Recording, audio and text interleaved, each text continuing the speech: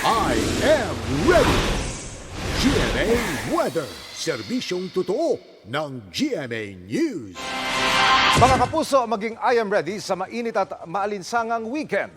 Bagyang gumalaw palayo ng bansa yung ridge o yung extension ng high pressure area. Pero tuloy-tuloy ang pag-iral ng easterlies o yung mainit na hangin. Kaninang alas 2 ng hapon na itala ng pag-asa ang 46 degrees Celsius na init factor sa San Jose Occidental, Mindoro.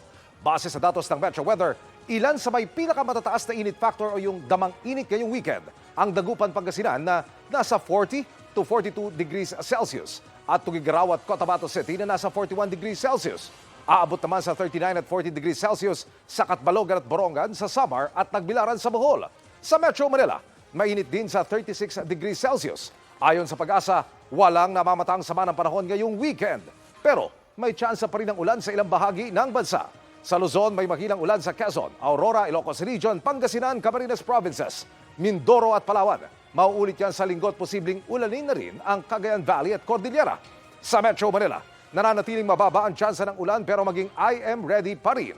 Malaking bahagi naman ng Visayas at Mindanao ang uulanin. May malalakas na ulan lalo na sa Sabado, kaya babala po sa posibleng pagbaha. Ang mga pag-ulang yan ay dulot ng localized thunderstorms.